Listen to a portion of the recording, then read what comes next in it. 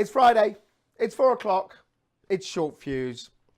Hope you are well and had a good week. We've had a bit of a crisis in the office because Alex has done something so disgusting, none of us can believe it. He took 2 biscuits and he put some jam in between them. Claims it's a jammy dodger homemade. Not good. Can I just say, if you're listening to this, yes, we'll be putting this on Podbean because we're going to be podcasting the show from now on. Hello, I'm Sumit Bose from Energy Live News. You're listening to this Energy Live News podcast. This is Short Fuse. Anyway, you get the message as you get on. Shout out this week to, now this is a very unusual shout out because Kevin Corcoran's watching, but this is quite good. Shout out to all the losers who went to the President's Club. Oh dear. Boys, you went to a club where you manhandled women and you thought that they were pieces of meat. And then you got found out and then your club went away. Don't think you can get much sympathy from anyone. Wouldn't happen at an ELN event, that's for sure. Especially not with Kev about. Anyway, Johnny, will you stop coming in and out of the door and sit your behind down on a chair? Apologies for that. So just to let you know what's coming up, we'll be going through our stories and everything like that, but also I have got to tell you about our special speaker for the Energy Live Future Conference, and that'll all come back later. Right, let's move on to our story of the week. So, OMG, the Russians are coming. Now, if you're an old person, older, not old, like myself, you'll have grown up in the 80s when we were all terrified of nuclear war, and the big evil was obviously Russia, and we had films like Red Heat and all this sort of stuff that was all about kind of, yay, commies are coming. Gavin Williamson, our defense secretary, seems to be suffering from a bit of 80s hype because he thinks the Russians are coming to kill us as well. Not kill us directly, but kill us by affecting our energy supply. He believes thousands of deaths will occur because the Russians will attack our energy infrastructure. He told the Telegraph, or who else would he tell, obviously, that he thinks that Moscow has probably been spying on our gas and electricity services, and that our interconnectors, the interconnectors are the big pipes that go between the UK and mainland Europe and all over the place, they're particularly vulnerable. He says, oh, they won't be landing craft and tanks, and I can't remember what the Russian tank is, the T something. It won't be one of those. It'll just be power chaos, and then we'll all kill each other and turn into rabid sort of zombies. Okay, let's look at this story. Probably there is some truth that Russia's probably doing a bit of spying, because Russians love a bit of spying, and even last week we had a couple of RAF jets scrambled around.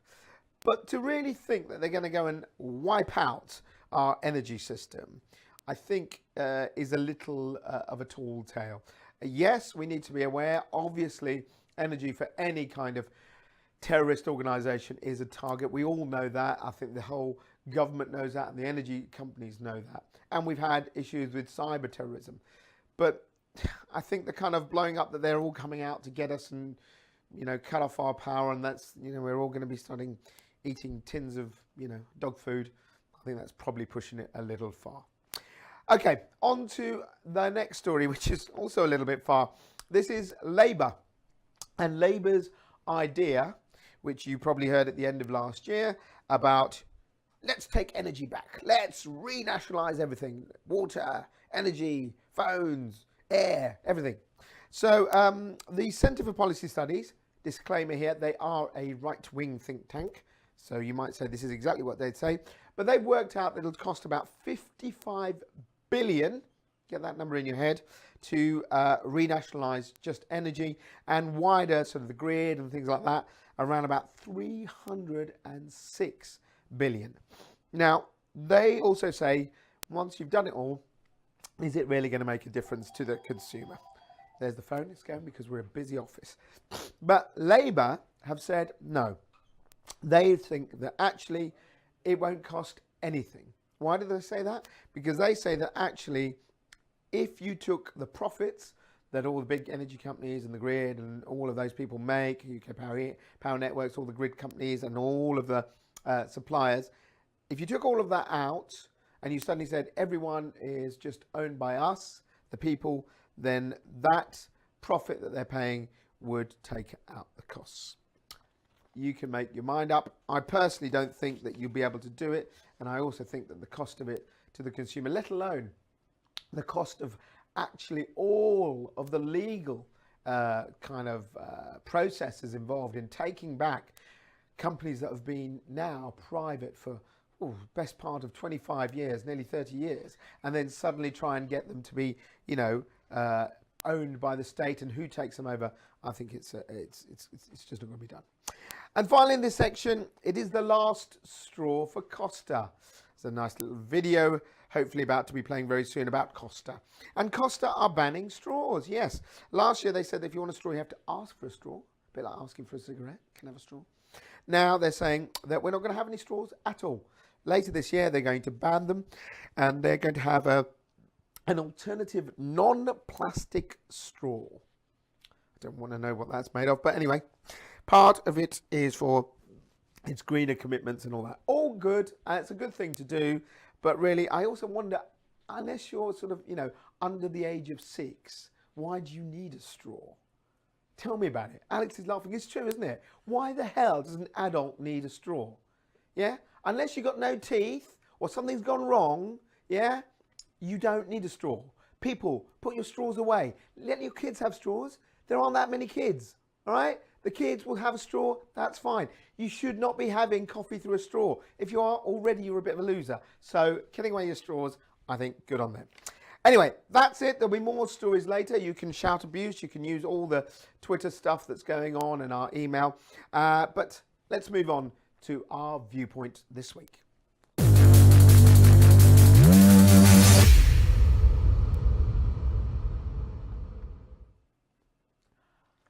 Coal. Okay, so this week's viewpoint is all about coal. And is coal dead? We haven't actually talked about coal since we've started doing short fuse, because it's just one of those devil things, isn't it now? Oh my God, coal, you evil, evil, evil people. And yet you're probably watching this on something powered by a bit of coal. So whatever we say, coal is being used here in the UK and all around the world. And this week, our Johnny managed to get himself smartened up, and you'll see a bit of it later. Smartened up, wearing a suit, because he went to meet Andre Borgi, the CEO of a company called Minergy. Now, what they're looking at is they're exploring coal reserves in Botswana, and they think that there is so much coal there that they could mine around 390 million tons of it, and they want to sell it to other developing nations.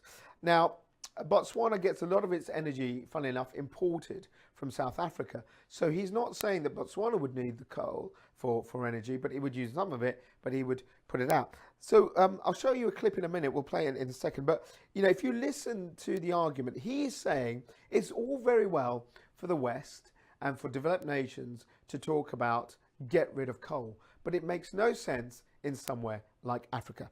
Let's have a clip from Andre. Well, you've got to look at there's two facets here. You've got to look at the developed nations and the developing nations.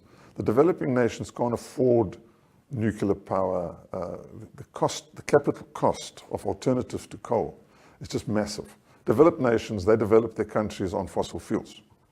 Now they've got the money to move on to renewables and or any other type of baseload capacity. The developing nations can't do that. If you look at Africa, Africa needs power. 600 million people have not got power in Africa. Your cheapest source of power is coal-fired.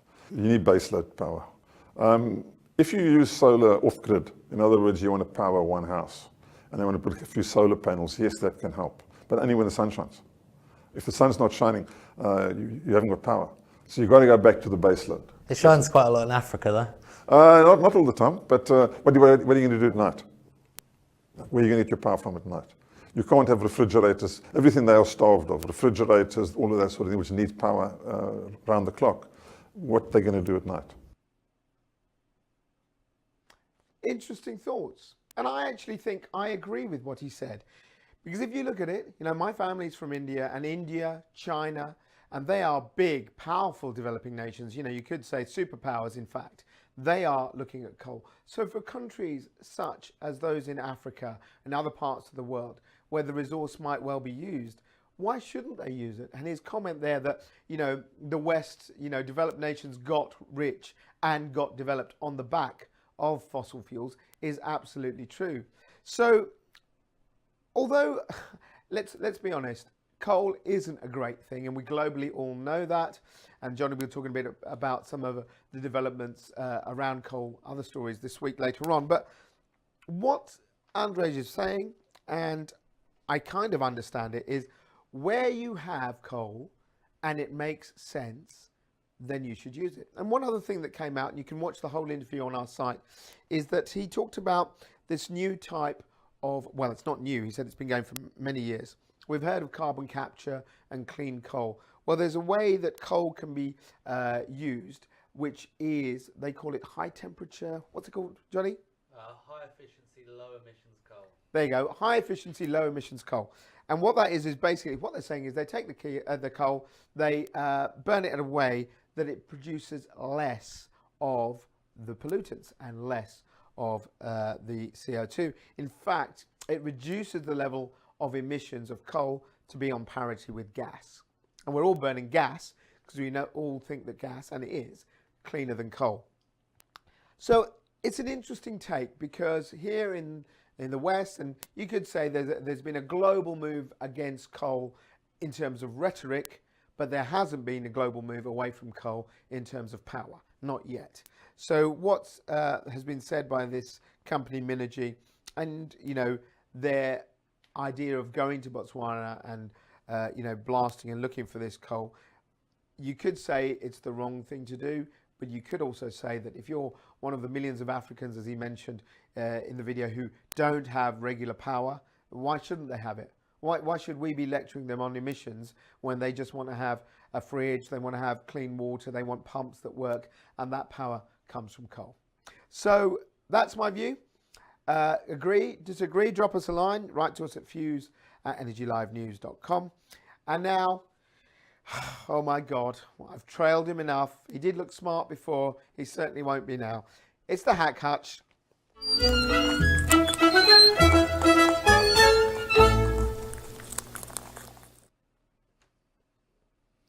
Hello. Now, that clip there, you're looking smart. You're smart enough for those. Why are you looking like this? I always look smart. Anyway, it was interesting, wasn't he? It was very interesting. What did you think of what he said?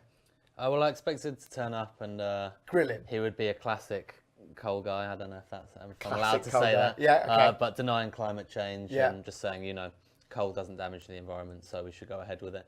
But he actually gave a lot more balanced viewpoint than that. You did try and interrogate him. I tried, yeah. Yeah, good. See? We fight the Greeno card as well as listening to coal people. Yeah. But in essence, I mean, you've actually been to Botswana, haven't you? And you've been to bits of Africa. I know that. A long time ago. Yeah. And what are you saying?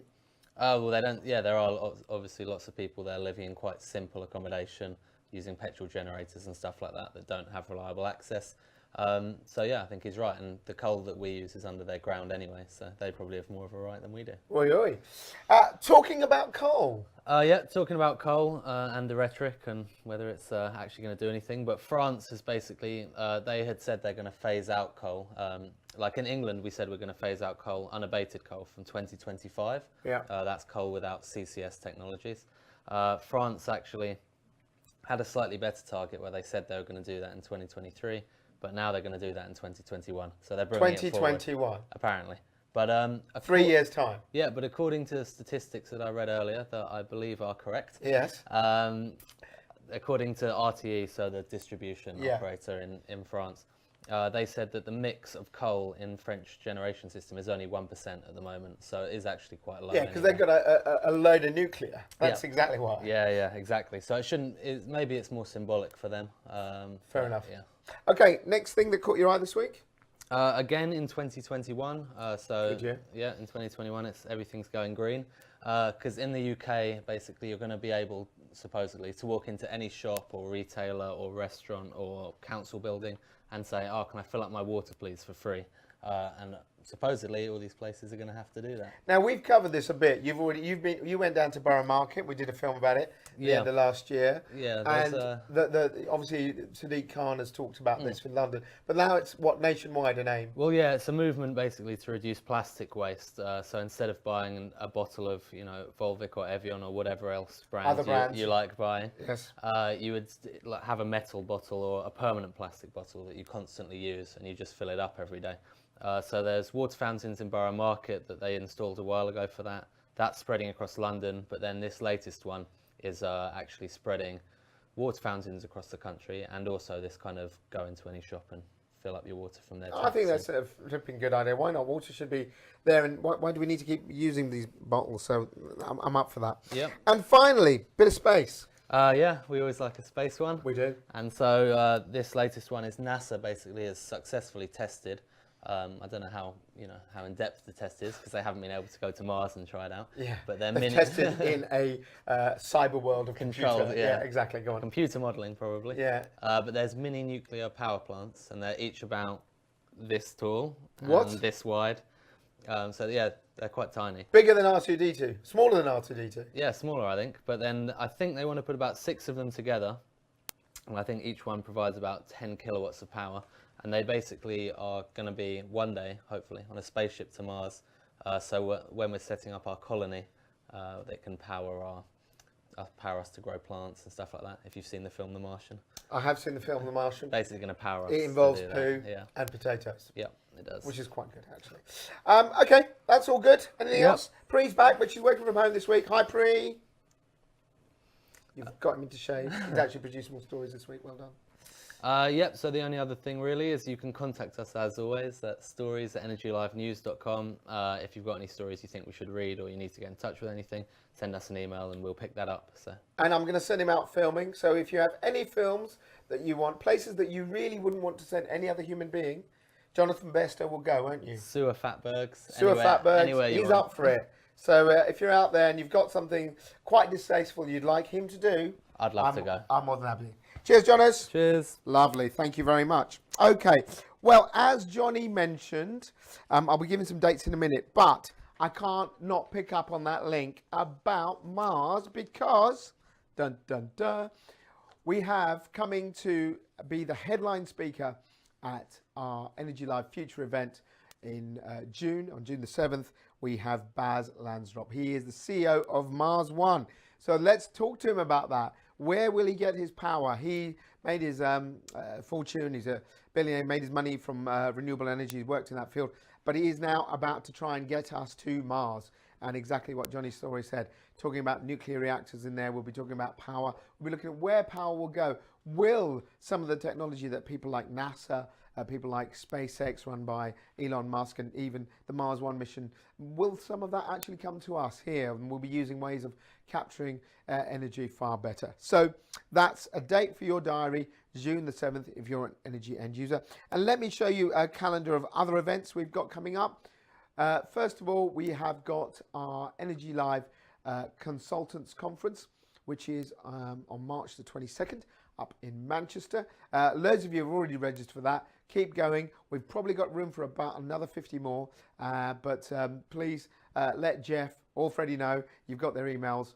We've got some great stuff going on about there, about the future role of TPIs. Then, obviously, as I've already mentioned, we have the 7th of June, Energy Live Future. And then on the 28th of June, we have Telca, of course. The award-winning Telca, the best awards event in the country. Right, that's about it. Any shout-outs? Have we got any messages? Yeah, we have one from Kevin. And Kevin Corcoran. What have you said, Kevin? He said, Sumit definitely needs a straw. I definitely need a straw. You know where you can put that straw, Kevin? And I'll tell you one thing, because we have just booked going to Vegas, right? And Kevin Corcoran, right, I know what will happen when he goes to Vegas. He's going to go like, yeah, man, I'm going to do things in Vegas. He's going to do nothing. He's going to call up his wife every day and say, I'm doing nothing. I'm having a sandwich. I'm having a bit of... And he will be in bed by 7:30. That's exactly what's going to happen. Any other shout-outs? No? Keep watching, people. We'll have more stuff to go. Right, before we go, and finally, and this is a cracker. So London this week has launched its first electric taxi. Oh, yes. So a cabbie, a guy called David Harris from Chingford. Where else would he be from if he's a cabbie? He's the man who's got hold of our first electric taxi in London. It claims it can save him about £500 a month on his fuel and has a range of 80 miles. Whether any of that savings will come to us as punters, who knows? But the real question is, will his banter be electric? Come on, Alex, that was quite good. You see, that's not bad. Ladies and gents, thank you very much. Thanks for listening. If you're listening on the podcast, Short Fuses every Friday at 4 o'clock. We hope you have a great weekend. From me and the boys, adios.